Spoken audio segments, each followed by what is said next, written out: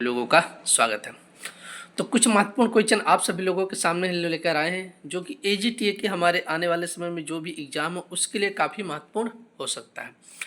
तो जो भी छात्र हमारे इस यूट्यूब चैनल पर नए हैं आप सब लोग चैनल को सब्सक्राइब करिए, वीडियो को ज़्यादा से ज़्यादा शेयर करिए और इसका अगर आपको पीडीएफ चाहिए विथ आंसर तो आप सभी लोग टेलीग्राम चैनल जरूर ज्वाइन करिएगा।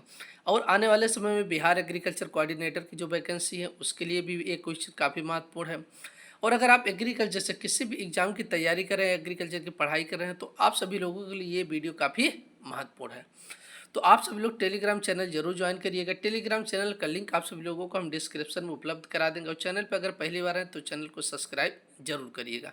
और वीडियो अगर अच्छा लगेगा तो आप सब लोग कमेंट बॉक्स में कमेंट करके जरूर बताइए। अब देखिए पहला क्वेश्चन है, सस्य विज्ञान के जनक किससे कहा जाता है, नहीं फादर ऑफ एग्रोनॉमी। अगर हम बात करते हैं फादर ऑफ एग्रोनॉमी या सस्य विज्ञान के जनक या पिता किसे कहा जाता है तो पहला ऑप्शन अगर यहाँ पर दिया है तो जेथ्रो टुल। तो जेथ्रो टुल को अगर हम बात करते हैं तो इन्हें क्या कहा जाता है, फादर ऑफ बीड साइंस यानी खरपतवार के पिता। तो खरपतवार के पिता अगर बात करते हैं तो खरपतवार के पिता जेथ्रो टुल को कहा जाता है। किसे कहा जाता है, जेथ्रो टुल को कहा जाता है। ठीक, फादर ऑफ टिलेज। और टिलेज की अगर हम बात करते हैं तो टिलेज है जिसे बोलते हैं भू परिष्करण। तो फादर ऑफ टिलेज या फादर ऑफ बीड साइंस इन दोनों के पिता किसे माना जाता है, जेथ्रो टुल को माना जाता है। अब सस्य विज्ञान के पिता किसे कहा जाता है तो सस्य विज्ञान के पिता किसे कहा जाता है, पीटर, यहाँ पर आएगा पेट्रो डे के सेंजी को कहा जाता है। नहीं हमारा दूसरा ऑप्शन सही हो जाएगा। कौन सा, दूसरा ऑप्शन सही हो जाएगा।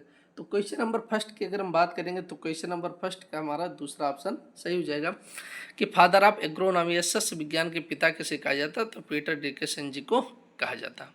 नेक्स्ट क्वेश्चन आ जाता है, निम्नलिखित में से कौन सी खरीफ फसल नहीं है।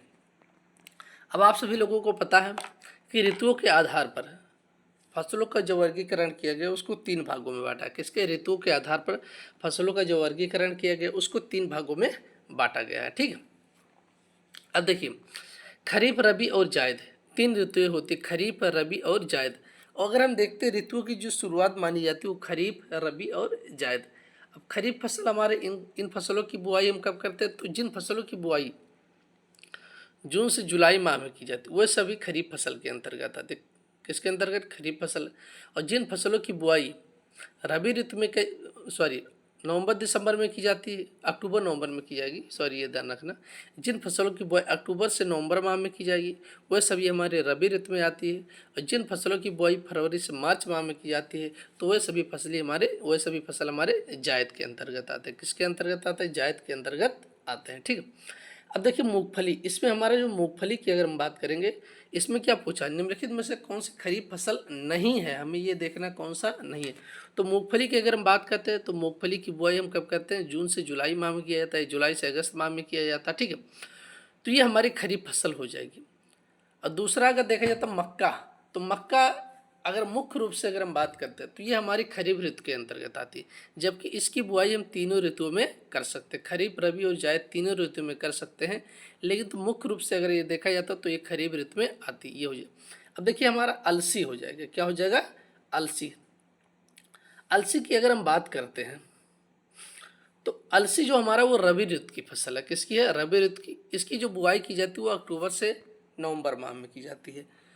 और हमारे जो धान है आप सब लोगों को पता है कि धान जो है खरीफ ऋतु में इसकी प्लांटिंग करते हैं, खरीफ ऋतु में क्या हो जाएगा, खरीफ ऋतु में हो जाएगा। ठीक है, तो इसमें निम्नलिखित में से कौन सी खरीफ फसल नहीं है तो अलसी जो हो जाएगा वो हमारी खरीफ फसल नहीं है। अगर खरीफ फसल नहीं है तो ये हमारी किस ऋतु की हो जाएगी, तो ये हमारी हो जाएगी रबी ऋतु की हो जाएगी, क्योंकि इसकी बुआई हम कब करते हैं, अक्टूबर से नवंबर माह में करते हैं। ठीक है, क्वेश्चन नंबर अगर 2 की बात करते हैं तो हमारा सी ऑप्शन सही हो जाएगा। अब नेक्स्ट क्वेश्चन देखते हैं, अंतराश्वसन क्रियाओं का अर्थ के लिए। अब देखिए अगर यहाँ पर हम बात करते हैं inter cultivation operation are means बार, जो हम अंतराश्वसन की क्रियाएं करते हैं, अंतराश्वसन मतलब जो भी हम निकाय गुड़ाई की क्रिया करते हैं उसका अर्थ क्या होता है। अब यहाँ पर हम देखेंगे, देखिए पहला दिया है रोगिंग। अगर हम निकाय गुड़ाई करें तो रोगी के अंतर्गत इसका कोई रोगी मतलब होता क्या होता है, छटनी। जो हमारे अगर किसी फसल की हम बुआई की है, नंबर ऑफ प्लांट अगर अधिक हो जाता है तो वहाँ से हम दूरी को मेंटेन करने के लिए जो अन्य पौधे को निकाल देते हैं तो उसे बोला था रोगिंग बोला जाता है, ठीक है। थिनिंग, थिनिंग भी हमारा उसी के अंतर्गत आता है, ठीक है। थिनिंग या छटनी भी हमारा वही उसी के अंतर्गत आ जाएगा। उसके बाद हमारा दिया हम खरपतवार नष्ट करना, डिस्ट्रॉइंग वीड्स, यानी खरपतवार को नष्ट करना, ठीक है।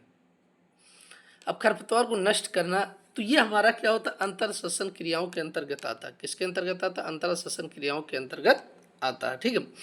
तो क्वेश्चन नंबर अगर तीसरे की बात करेंगे, अंतर श्वसन क्रियाओं का अर्थ, तो उसमें हमारा हो जाएगा खरपतवार नष्ट करना, डिस्ट्रॉइंग वीड्स, यानी खरपतवार को नष्ट करना। और चौथा ऑप्शन दिया, इसका कोई मतलब नहीं है, मेंटेनिंग ऑप्टिमम प्लांट स्टैंड, इसका कोई मतलब नहीं रहेगा। तो क्वेश्चन नंबर अगर बात तीसरे की हम कहते हैं कि तीसरे में हमारा कौन सा आंसर सही हो जाएगा, तो हमारा सी ऑप्शन सही हो जाएगा, ठीक। अब क्वेश्चन नंबर 4 की हम बात करते हैं, हम गन्ना प्लस आलू की साफ फसल प्रणाली है। अब देखिए, गन्ना प्लस आलू की साफ फसल प्रणाली जो है वो किस ऋतु में अपनाई जाती है, ये क्वेश्चन काफ़ी महत्वपूर्ण है और जो काफ़ी एग्जाम में पूछा गया है, ठीक है। काफ़ी एग्जाम में क्वेश्चन पूछा गया है। अब देखिए, अगर हम गन्ने के साथ साथ आलू, अब आलू को आप सभी लोगों को पता आलू की बुआई कब की जाती है, तो आलू हमारी रबी ऋतु के अंतर्गत आता है। इसकी बुआई हम कब करते हैं, अक्टूबर माह में किया जाता है, देखा था। तो अक्टूबर माह में अगर हम आलू की बुआई करते हैं तो वो किसके अंतर्गत आता है, शरतकालीन ऋतु के अंतर्गत आता है, जायद ऋतु के अंतर्गत आता है, बसंत ऋतु के अंतर्गत आता है, तो वर्षाकालीन। तो एक कॉमन सी बात है, अगर हम अक्टूबर से नवंबर माह में बुआई कर रहे हैं आलू की, और गन्ना तो आप सभी लोगों को पता है किसकी हम फरवरी से मार्च माह में बुआई कर देते हैं, जून से जुलाई माह में भी बुआई की जाती है, ठीक। तो अगर साफ फसली खेती करते हैं तो ये हमारा शरतकालीन ऋतु के अंतर्गत आएगा। किसके अंतर्गत आएगा, शरतकालीन ऋतु के अंतर्गत आएगा। तो क्वेश्चन नंबर 4 की अगर हम बात करते हैं तो क्वेश्चन नंबर 4 में हमारा पहला ऑप्शन सही हो जाएगा, ठीक है। उसके बाद अब हमारा लास्ट 5 महत्वपूर्ण क्वेश्चन आप सभी लोगों के लिए हम रोज लाते रहेंगे। एजीटीए या आप एग्रीकल्चर बिहार जो कोऑर्डिनेटर वैकेंसी आने वाली है, या आप एग्रीकल्चर की अगर आप तैयारी करें किसी भी एग्जाम के लिए, ठीक है, किसी भी एग्जाम के लिए एग्रीकल्चर से तैयारी कर रहे हैं, तो आपके लिए ये वीडियो काफ़ी महत्वपूर्ण रहेगा और आने वाले समय में आपको टॉपिक वाइज भी वीडियो मिलते रहेंगे, ठीक है। और जो भी छात्र बीएससी सेमेस्टर के हैं तो उनके लिए भी ये महत्वपूर्ण क्वेश्चन लेकर आए। सेमेस्टर वाइज आप सभी लोगों को एक वीडियो जरूर उपलब्ध कराएंगे।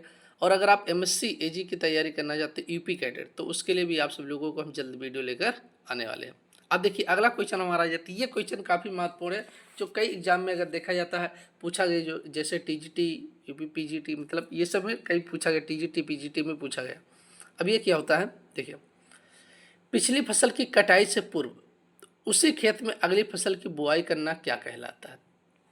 अब देखिए, जो हमारी, जैसे हमने धान की बुआई किए हैं, जैसे हम धान की बुआई किए हैं, तो धान की बुआई मतलब प्लांटिंग किए हैं, और धान की फसल की कटाई करने से पूर्व, धान की फसल की कटाई करने से पूर्व अगर हम दूसरी फसल की उसमें बुआई कर देते हैं, क्या कर देते हैं, दूसरी फसल की अगर हम बुआई उसमें कर देते हैं तो उसे क्या कहा जाता है। अब देखिए, ये क्वेश्चन आप सभी लोगों के लिए काफ़ी महत्वपूर्ण है, जो कई बार कई एग्जाम में पूछा गया है कि पिछली फसल, जैसे हमारा हो गया धान, क्या हो गया, जैसे हमने धान की बुआई कर दी है, मतलब धान की खेती कर रहे हैं, उसकी कटाई करने से पूर्व क्या होता है, उसकी कटाई करने से पूर्व हम क्या कहते हैं, दूसरी फसल की बुआई कर देते हैं, तो उसे क्या कहा जाता है। ये आपके लिए काफ़ी महत्वपूर्ण क्वेश्चन, क्योंकि एग्रीकल्चर जो हमारा टीए है उसमें आप सभी लोगों के लिए अगर देखा जाता है क्रॉप रोटेशन या बहुत ऐसे हमारे जो हैं वहाँ से क्वेश्चन बनना तय है, और 1 से 2 क्वेश्चन आएगा, ठीक, ये 1 से 2 क्वेश्चन आना तय है। तो उसे क्या कहा जाता है, तो पहला ऑप्शन दिया साफ फसली खेती, दूसरा ऑप्शन दिया मिलवा खेती दिया है, और तीसरा ऑप्शन हमारा क्या दिया, अविराम खेती, और चौथा ऑप्शन दिया उपरोक्त में से कोई नहीं, ठीक है।